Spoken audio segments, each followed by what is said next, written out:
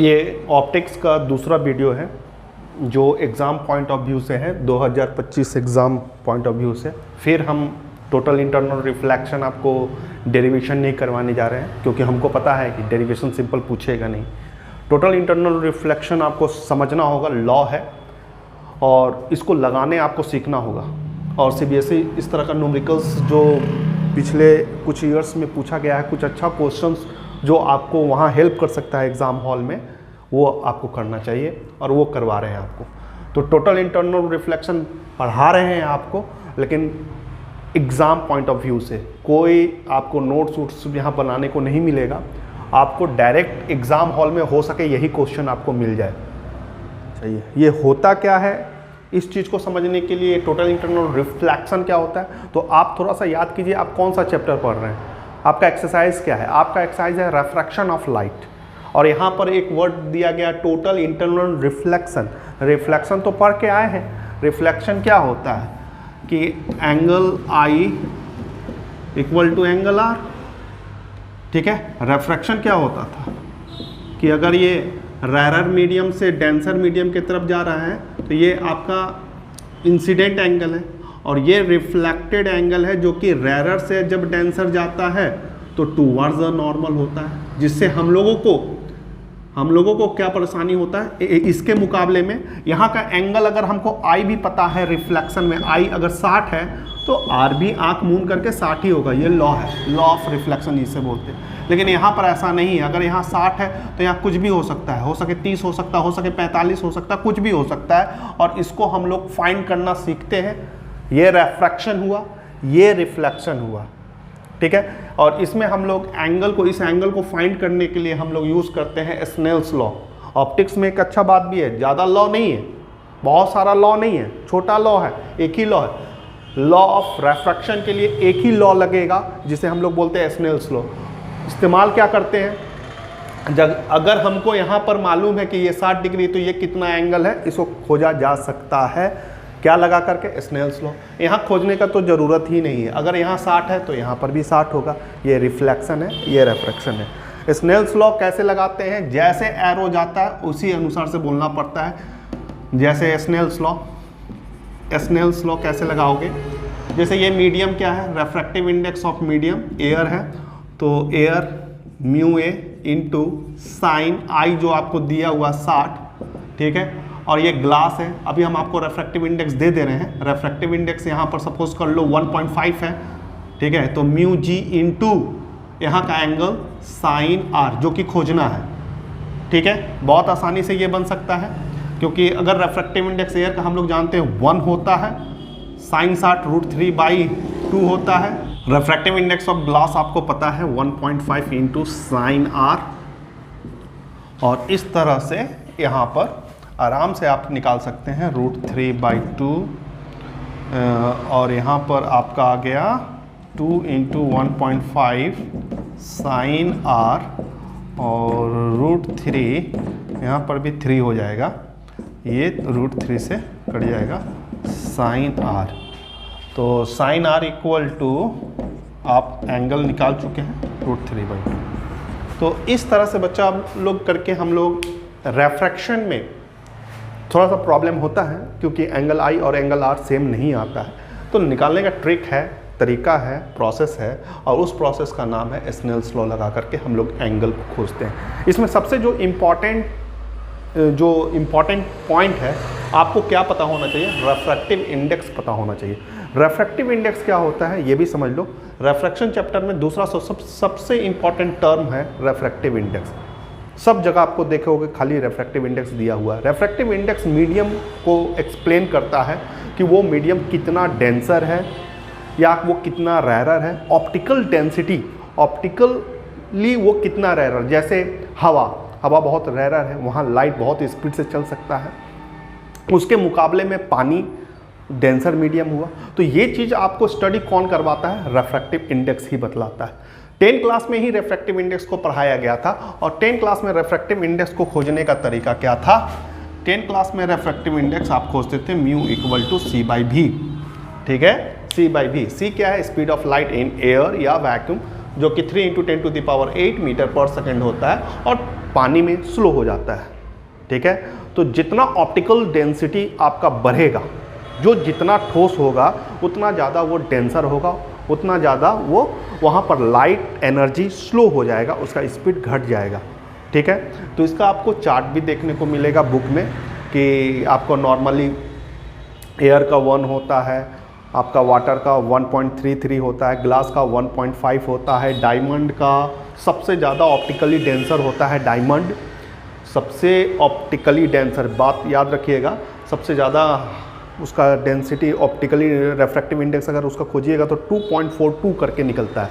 2.42, यहाँ तो 1 पॉइंट में है, 1.3 है, वाटर का 1.3 है, आपका ग्लास का 1.5 है, लेकिन जो आपका डायमंड होता है वो 2.42 बहुत ज़्यादा ऑप्टिकली डेंसर होता है। वो तो वहाँ होता क्या होगा, लाइट पूरा स्लो कर जाता है, लाइट पूरा स्लो हो जाता है, वहाँ स्पीड बहुत ही घट जाता है। जैसे अगर ग्लास में बोल रहे हैं 1 पॉइंट, तो जो एयर में जो स्पीड 3 × 10⁸ आपका 8 मीटर पर सेकंड का स्पीड चलता है, वहाँ 1.5 गुना घट जाएगा। ठीक है, 1.5 गुना। तो किसी का अगर डायमंड में है, डायमंड में अगर लाइट ट्रैवल करेगा वहाँ उसका स्पीड लगभग 2.5 गुना 3 गुना घट जाएगा। ये होता है, जितना ऑप्टिकली डेंसर होता है, जितना रिफ्रैक्टिव इंडेक्स हाई होता है, उतना वहाँ पर स्पीड स्लो कर जाता है। क्लियर है? तो रिफ्रैक्टिव इंडेक्स ये होता है, नॉर्मली ये दिया रहता है 10 क्लास में ही, इसको निकालने का प्रोसेस फार्मूला आपको दे दिया जाता है C/V। क्लियर है? यहाँ तक हुआ। लेकिन ये आज टॉपिक नहीं है। टॉपिक आपका क्या है कि टोटल इंटरनल रिफ्लेक्शन क्या होता है। तो हम लोग रिफ्लेक्शन में क्या होता है कि एक ही मीडियम में काम होता है। जैसे रिफ्लेक्शन क्या है कि यहाँ पर मान लो ग्लास मिरर है और ये लाइट आया, कहाँ से आया, एयर में गया, कहाँ को, एयर में, ये आपका नॉर्मल है। ठीक है, एंगल I = एंगल R होता है, अच्छी बात है।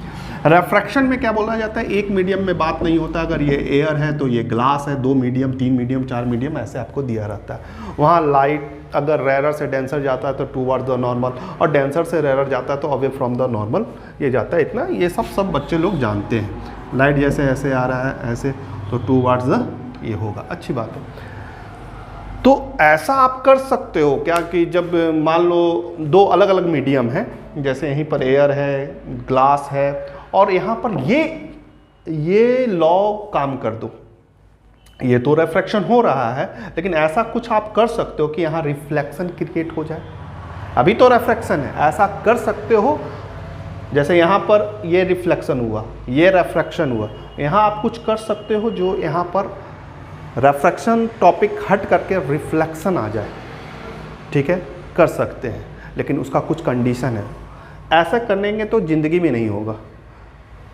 TIR देखने के लिए, टोटल इंटरनल रिफ्लेक्शन देखने के लिए सबसे पहले आपको क्या करना पड़ेगा, डेंसर मीडियम से रेरर मीडियम की तरफ ट्रैवल करना होगा। ये ऐसे लाइट नहीं जाना चाहिए, रेरर से डेंसर आ रहा है, आपको उल्टा डेंसर से रेरर की तरफ मूव करना होगा। दूसरा, आपको क्रिटिकल एंगल खोजना होगा। क्रिटिकल एंगल एक बॉर्डर लाइन होता है। अगर उस एंगल को आप खोज लेते हैं, तो उससे अगर अधिक जाइएगा ना, जो भी क्रिटिकल एंगल आता है, क्रिटिकल एंगल एक तरह का इंसिडेंट एंगल ही होता है। ठीक है, उस इंसिडेंट एंगल से आप अगर अधिक जाते हैं तो आपको रिफ्लेक्शन देखने को मिलता है, उससे कम जाते हैं तो रिफ्रैक्शन देखने को मिलता है। तो इसमें सबसे मेन टॉपिक जो है क्रिटिकल एंगल। तो क्रिटिकल एंगल को कैसे खोजा जाए, इसका क्या फॉर्मूला होता है, वो आपको दिमाग में रखना होगा और उसको लगाना सीखना होगा। मेन है क्रिटिकल एंगल। ठीक है, तो यहाँ पर तो हमने बात किया, मान लो किसी का क्रिटिकल एंगल 60 डिग्री है, तो अगर आप 62 पर जाते हैं तो आपको क्या देखने को मिलेगा, रिफ्लेक्शन। अगर 59 पर 55 डिग्री पर जाते हैं तो क्या देखने को मिलेगा, रिफ्लेक्शन। लेकिन एक स्टूडेंट यहाँ पर बात कर सकता है कि अगर हम 60 पर ही जाएं तो क्या मिलेगा। अगर आप क्रिटिकल एंगल को पर ही चलते हैं, लाइट को फॉलो करवाते हैं, लेज़र बीम को भेजते हैं, तो ऑन द सरफेस भागेगा, तो वहाँ पर आपको रिफ्रैक्शन जो मिलेगा, एंगल जो आर मिलेगा वो 90 डिग्री मिलेगा, अलोंग दी सरफेस मिलेगा। ये पॉइंट्स आपको थ्योरी पॉइंट्स में याद रखना है। चूँकि ये हम आपको बोल चुके हैं कि ये थ्योरी क्लासेस नहीं होगा, यहाँ डायरेक्ट हम न्यूमेरिकल्स को ही सॉल्व करेंगे, एग्ज़ाम में कैसे डील किया जाता है उसको सिखा रहे हैं। तो यहाँ पर सबसे मेन जो पूरा ये चैप्टर का TR जो फेनोमिना है, इसको देखने के लिए आपको सबसे पहला जो चीज़ है जो क्रिटिकल एंगल को खोजना पड़ता है, उसी का एक फार्मूला आपके पास होगा और आपको याद रखना होगा वो फार्मूला। और कैसे याद रखोगे वो बताते हैं। तो कुछ पॉइंट याद रखना है, जैसे क्रिटिकल एंगल कैसे खोजोगे, हम जो बोल रहे हैं उसको याद रखो। साइन IC, ये क्रिटिकल एंगल ट्रिग्नोमेट्री का कोई भी साइन कॉस टेन कुछ भी ले सकते हो, लेकिन क्रिटिकल एंगल के लिए आप साइन का ही इस्तेमाल करें। साइन IC यही आपका क्रिटिकल एंगल है। हमने बोला था क्रिटिकल एंगल एक तरह का इंसिडेंट एंगल ही होता है।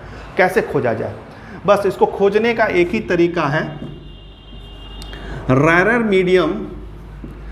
मीडियम टू डेंसर मीडियम, बस मिल जाएगा। बस इसको कर लो, याद कर लो, ख़त्म हो गया। क्रिटिकल एंगल आपको ऐसे ही मिलेगा।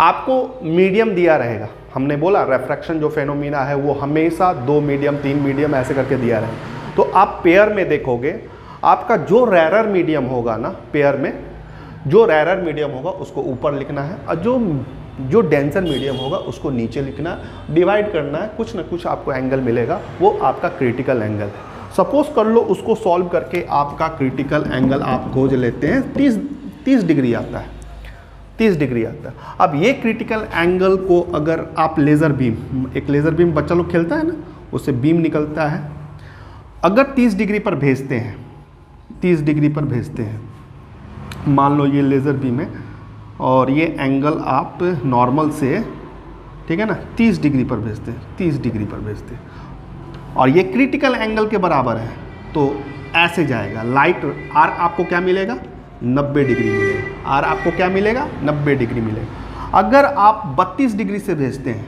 जो कि क्रिटिकल एंगल से ज़्यादा है, ठीक है, आप यहाँ से भेजते हैं 32 डिग्री से भेजते हैं, तो आपका टोटल इंटरनल रिफ्लेक्शन हो जाएगा। और ये एंगल हमसे पूछो मत कि कितना होगा, अगर ये 32 है तो ये भी 32 होगा, क्योंकि टोटल इंटरनल रिफ्लेक्शन है, ठीक है, रेफ्रैक्शन खत्म। अगर आप 29 डिग्री से भेजते हैं, 29 डिग्री से भेजते हैं, तो ये लाइट बाहर की ओर निकल जाएगा, जो कि रेफ्रैक्शन का लाइट। तब ये एंगल क्या होगा, स्नेल्स लॉ लगा के आप खोज सकते हैं। तो ये छोटा सा बात है, आपको याद रखना, लेकिन ये फॉर्मूला लगाना आपको सीखना चाहिए। क्रिटिकल एंगल को कैसे खोजते हैं, मेन क्रिटिकल एंगल है, इसको कैसे खोजते हो, बहुत इजी। आपको 90% क्वेश्चन में आपको रेफ्रैक्टिव इंडेक्स दिया रहेगा, रेफ्रैक्टिव इंडेक्स दिया रहेगा, ठीक है। रेफ्रैक्टिव इंडेक्स में आपको क्वेश्चन पढ़ते समय आपको ध्यान रखना है कि कौन रैरर है, उन दोनों में कंपेयर करना। जो रैरर है उसको ऊपर लिखना, जो डेंसर है उसको नीचे लिखना, डिवाइड करोगे एक एंगल मिलेगा, वो क्रिटिकल एंगल है। उससे अगर कम जाओगे तो रेफ्रैक्शन देखने को मिलेगा, उससे अगर ज़्यादा जाओगे तो आपको रिफ्लेक्शन देखने को मिलेगा, उसके बराबर जाओगे तो अलोंग द सरफेस जाएगा, जो कि 90 डिग्री, एंगल ऑफ रेफ्रैक्शन आपका 90 डिग्री होगा। अगर अंदर रिफ्लेक्शन है तो R आसानी से मिल जाएगा, अगर रेफ्रैक्शन है तो स्नेल्स लॉ लगा कर देखना होगा। अगर आप क्रिटिकल एंगल को फॉलो किए हो तो R तो आपको पता ही होगा कि 90 डिग्री है। बस ये थ्योरी है, शांति से इसको आप समझ लीजिएगा। ये कुछ क्वेश्चंस हैं, ठीक है। कोई कंडीशन भी पूछ देता है, कंडीशन क्या है कि अगर ये देखने को, तो लाइट हमेशा लाइट डेंसर मीडियम से रेरर मीडियम की तरफ जाना चाहिए। TIR देखने के लिए दूसरा कंडीशन क्या है, दूसरा कंडीशन है कि क्रिटिकल एंगल जो हम खोजेंगे उससे ज़्यादा में हमको भेजना है। इंसिडेंट जो लेज़र बीम है, इंसिडेंट आप जो मारिएगा, लाइट मारिएगा, वो आपको उससे ज़्यादा एंगल में फॉल करवाना है। क्लियर है, ओके, थैंक यू। चलिए, आप इतना समझाने के बाद हम न्यूमेरिकल्स पर आते हैं। ज़्यादा थ्योरी पार्ट्स को नहीं करना है, लेकिन हो ही जाता है थ्योरी पार्ट्स। अगर इतना ज्ञान है तो इस क्वेश्चन को, जैसे TIR का क्वेश्चन है, लाइट ट्रेवल फ्रॉम वाटर, यहाँ पर रेफ्रैक्टिव इंडेक्स आपको हम दे ही देते हैं। जैसे वाटर का रेफ्रैक्टिव इंडेक्स आपका हो जाएगा 1.3, आपका ग्लास का रेफ्रैक्टिव इंडेक्स हो जाएगा 1.5, ठीक है। एयर का रेफ्रैक्टिव इंडेक्स बाबू होता है 1, ठीक है। क्वेश्चन दिया गया है आपको क्रिटिकल एंगल खोजना। मेन तो हमको यही है आपको सिखाना कि पहला ये सब आपका इजी क्वेश्चन है, क्रिटिकल एंगल कैसे खोजा जाए। तो कुछ क्वेश्चन लिए हैं, आपका प्रैक्टिस वार्म अप करवा रहे हैं। जैसे यहाँ पर लाइट ट्रैवल कर रहा है डेंसर से रेरर, डेंसर से रेयर, क्योंकि ये देखो ये कितना है, ग्लास टू वाटर है, तो इसका रेफ्रैक्टिव इंडेक्स 1.5 होता है, 1.3 ज़्यादा, डेंसर से रेयर इसका रेफ्रैक्टिव 1.3 होता है, ये 1 होता है। ठीक है, गया, कंडीशन सेटिस्फाइड है। TIR देखना है आपको, लेकिन यहाँ पर TIR हमको वो नहीं बोले हैं, हम बोल रहे हैं कि भाई हमको क्रिटिकल एंगल खोज के बताओ। इसका क्या बोले हैं, क्रिटिकल एंगल क्या होगा, इस जब लाइट वाटर से एयर में जा रहा है तो उसका क्रिटिकल एंगल क्या होगा, जब ग्लास से वाटर में जा रहा है तो उसका क्रिटिकल एंगल क्या होगा, वो बताना है। कुछ ज़्यादा दिमाग नहीं लगाना है, ज़्यादा सोचना भी स्टूडेंट के लिए घातक होता है। IC लिख दिया, कंपेयर किया, ज़्यादा कौन है कम कौन है, तो हमने आपको बोला था रेयरर्स और डेंसर करने के लिए, तो साइन IC, डेंसर आपका कितना है, रेयरर 1 है, डेंसर 1.3 है, बस आ गया आपका, ये होगा क्रिटिकल एंगल। साइन इनवर्स 1 10/13, इसको सॉल्व करके आप निकाल लोगे, क्रिटिकल एंगल आ गया। दूसरा क्वेश्चन में क्रिटिकल एंगल निकालने दिया है, ये कुछ नहीं, यही फार्मूलाज रहेगा। मेन लिखने का तरीका, साइन आई, रेयरर कौन है, रेयरर है 1.3 लिखोगे। डेंसर कौन है बच्चा, डेंसर 1.5 है, पॉइंट हटा दोगे, 13/15, इसको सॉल्व कर लोगे, क्रिटिकल एंगल आपका आ जाएगा। ठीक है, 13/5, ठीक है, इससे आपको क्रिटिकल एंगल मिल जाएगा। ठीक है, तो आशा करते हैं कि आपको क्रिटिकल एंगल तो खोजना सीख गए होंगे, बहुत आसानी है। रेयरर को ऊपर लिखना है, डेंसर को नीचे लिखना है, रेफ्रैक्टिव इंडेक्स, और इससे आपका क्रिटिकल एंगल मिल जाएगा। क्रिटिकल एंगल मिलते ही आपको बहुत कुछ क्लियर हो जाएगा। नेक्स्ट टॉपिक क्या है आपका, प्रिज्म में। यहाँ पर भी TIR को हम लोग देखेंगे, टोटल इंटरनल रिफ्लेक्शन को देखेंगे, लेकिन प्रिज्म एक बहुत इंपॉर्टेंट टॉपिक है, वो अलग से आपको बुक में देखिएगा, प्रिज्म फार्मूला करके पढ़ाया हुआ है। तो प्रिज्म के बारे में आपको थोड़ा बहुत जानना चाहिए। प्रिज्म एक ऐसा मटेरियल होता है जिससे लाइट को हम लोग डेविएट करवाते हैं, मोड़ते हैं। जैसे हम लोग जानते हैं light travel in a straight path, वो स्ट्रेट जाता है, तो लाइट को बैंड करवाना है, जगह से मोड़ना है, डेविएट करवाना है, तो उसके लिए हम लोग क्या यूज़ करते हैं, प्रिज्म का यूज़ करते हैं। ठीक है, तो इसमें मेन आपको कितना डेविएशन एंगल निकालना पड़ता है, कितना डेविएट कर सकते हैं वो निकालना पड़ता है। दूसरा प्रिज्म का यूज़ क्या होता है, प्रिज्म को हम लोग रेफ्रैक्टिव इंडेक्स निकालने के लिए भी यूज़ करते हैं, जो कि प्रिज्म फार्मूला को लगा करके हम लोग यूज़ करते हैं। तो वो उतना डीपली तो नहीं पढ़ाएंगे, जब प्रिज्म फार्मूला पढ़ाएंगे तो यहाँ पर थोड़ा सा जो इम्पॉर्टेंट है प्रिज्म के बारे में वो चीज़ आप जान लो। जैसे ये प्रिज्म है, ट्रायंगल शेप का आपको देखने को मिलेगा ABC। इसका इंपॉर्टेंट बात क्या होता है, ये देखो एंगल ऑफ प्रिज्म होता है, क्या होता है, एंगल ऑफ प्रिज्म होता है। कभी भी ट्रायंगुलर क्वेश्चन मिलता है आपको प्रिज्म ही बोला जाएगा, तो प्रिज्म के बारे में आपको थोड़ा बहुत ज्ञान होना चाहिए। जैसे ये इसे एंगल ऑफ प्रिज्म बोलते हैं। इसका क्या खास बात है, इसका खास बात हम बताते हैं। जैसे मान लो कोई लाइट इधर आया है, यहाँ से आप क्या कीजिएगा, नॉर्मल 1, रेफ्रैक्शन का हिसाब किताब तो आप जानते ही होंगे, ये I1 हो गया।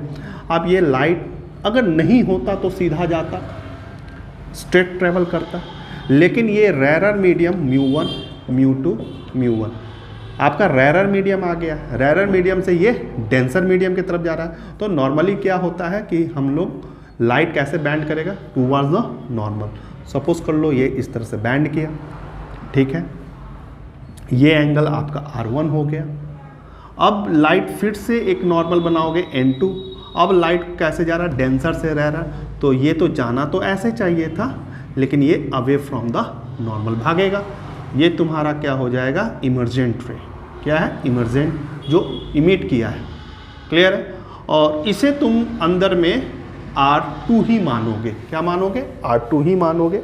बुक में जा कर के देखना, अंदर वाला एंगल को हमेशा R में ही रखना। और इसका कुछ मीनिंग होता है, 2 बार रेफ्रैक्शन देखने को मिलता है, तो लिखने का एक पैटर्न होता है। जैसे बाहर वाले एंगल को I1 इंसिडेंट हुआ, अंदर वाले एंगल को आप रिफ्लेक्टर R से ही रिप्रेजेंट करोगे, R1 R2, और बाहर वाले एंगल को तुम IE लिख सकते हो या I2 लिख सकते हो। ये इमर्जेंट होता है कि कितना एंगल से ये निकला है। इम्पॉर्टेंट बात क्या है आपको इसमें याद रखने के लिए, कुछ याद आपको रखना है, इसका न्यूमेरिकल्स बना कि ये एंगल, ये जो एंगल ऑफ प्रिज्म है, एंगल ऑफ प्रिज्म, इन दोनों समेशन के बराबर होगा, R1 + R2। पहला पॉइंट आपको याद रखना है, प्रिज्म में कि ये एंगल ऑफ प्रिज्म हमेशा इन दोनों के बराबर होगा। इन दोनों को जोड़ोगे ना तो एंगल ऑफ प्रिज्म आ जाएगा। तो कहीं आपको अगर एंगल ऑफ प्रिज्म दिया हुआ है, जैसे इस क्वेश्चन में दिया है 75, अगर आप एक एंगल को भी जानते हो तो R2 फाइंड कर सकते हो, इसका हेल्प होगा। दूसरा जो सबसे ज़्यादा प्रिज्म में क्वेश्चन पूछा जाता है वो डेविएशन के बारे में पूछा जाता है, क्योंकि हमने आपको बताया प्रिज्म का इस्तेमाल किस लिए किया जाता है, लाइट को डेविएट करवाने के लिए। लाइट ऐसे जा रहा था, लाइट को आपने ऐसे मोड़ दिया, तो मोड़ने के लिए, लाइट को डेविएट करने के लिए, तो इसको बैक रिट्रेस बैक करोगे तो कितना डेविएट करवाए, तो ये हो गया तेरा एंगल ऑफ डेविएशन। ये क्या है, एंगल ऑफ डेविएशन।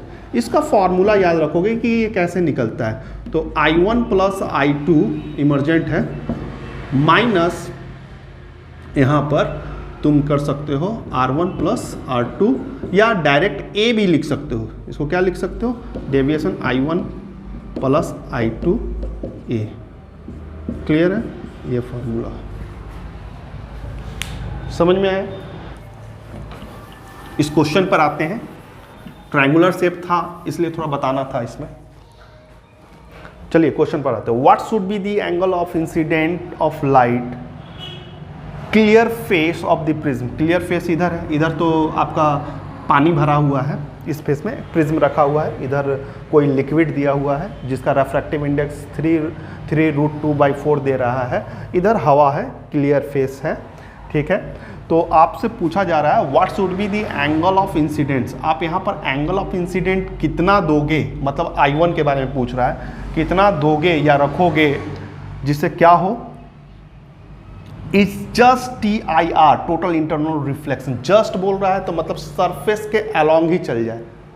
जस्ट का मतलब क्या होता है कि क्रिटिकल एंगल मतलब सरफेस के अलोंग चल जाए।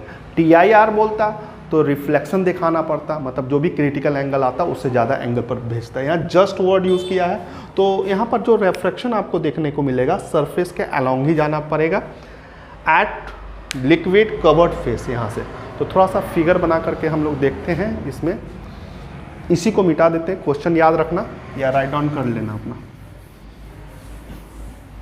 तो यहाँ पर रिफ्रैक्शन करके देखते हैं। तो सबसे पहले हम कोई लाइट को भेजते हैं, सपोज कर लो इतना ही लाइट में भेजना था, यहाँ नॉर्मल बन गया N1, ये तेरा I1 जो खोजने बोला है, ठीक है।